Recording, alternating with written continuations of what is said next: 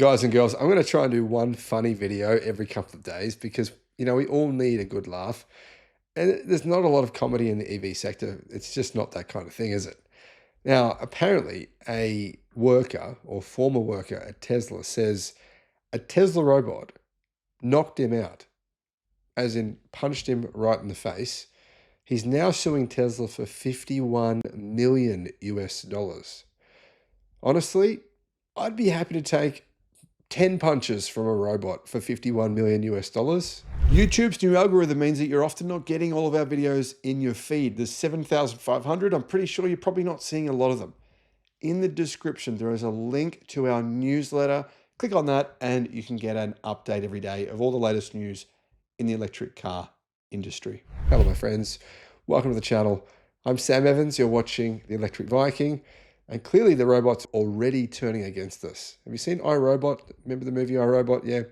Where the robots turn against humans and do bad things to us. Well, clearly that has already happened at Tesla.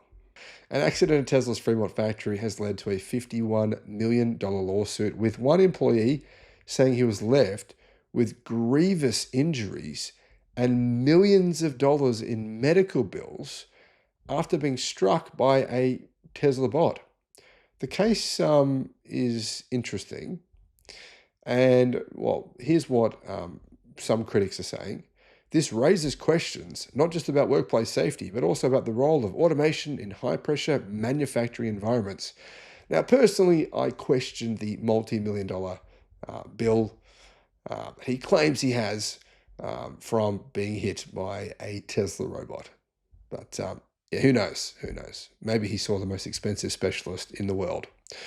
Court documents seen by The Independent say that 50-year-old employee, or former employee, Peter Hinderdobler, was injured on the 22nd of July, 2023, so more than 2 years ago, while helping an engineer disassemble a large robot from the Tesla Model 3 production line. After attempting to remove the motor at the base of the robot in order to access its internal dress pack, the robot's arm struck Hinderdobler with the force of an approximately 8,000-pound counterbalance weight, says the lawsuit. Now, I don't know about you, but I would have thought if I got hit in the head with an 8,000-pound weight, my head would be over there and my body would be over here. But who knows? The worker says they were thrown to the floor and lost consciousness, and the lawsuit says that they have accumulated more than $1 million US in medical expenses and expect another $6 million in future costs. I don't know why. I don't know what's wrong with them. They won't actually say. On top of that, though, he's seeking $20 million US for pain, suffering, and inconvenience, $10 million for emotional distress, $1 million for lost wages, and $8 million for diminished earning capacity, which all amounts to 50-something million. Anyway, the filing claims that the robot has been placed in an area, or had been placed in an area not designated for such equipment, and that Tesla had implemented new rigging and safety protocols specifically related to the robot involved in the injury. Now, apparently, it's not just Tesla who is at fault here. He says that robotics manufacturer FANUC are also being sued too. Hinderdobler's lawyers say Tesla has refused to provide video evidence of the accident. The company is accused of failing to ensure that the robot was safely de-energized, secured, and stable before allowing Hinderdobler to assist with the disassembly process. According to the report so far, neither Tesla nor FANUC has taken the step of filing a formal response to Hinderdobler's allegations. And this case is in its early stages. I'm guessing that this guy is hoping that Tesla will just say, oh, here's $10 million, go away and be quiet. But, of course, the lawyers are also hoping that this case drags on and they make most of the money, as often is the case with these things. Now, guys, I don't doubt that this accident happened. But I do doubt that this guy has $7 million in medical bills. And I do doubt the severity of the injury because there isn't actually any word on what the injury is. He just says he got hit. And that's about it. But that said, it is an interesting situation, isn't it? I think in the future, this could happen. I mean, it could happen where robots just sort of go rogue and do crazy stuff. And it's very possible. I mean, there'll be an over-the-air update and things won't go right. and the robots will say, well, we're in control now. You'll sit there and do what I tell you, and they'll be much stronger than us. This could happen in the future. What are your thoughts? Let me know in the comments, and thank you for watching. Bye-bye. The Sydney EV International Motor Show. If you want to get a 50% discount on your tickets, all you got to do, click the link in the description and use the promotion code that's in the description. Just copy and paste that. Now, I should mention there's only 200 tickets available per day. So if you go to use the promo code and you can't get a ticket, wait till the next day. Don't wait until the day before the show to get your tickets, because otherwise you'll probably miss out on getting the 50% discount.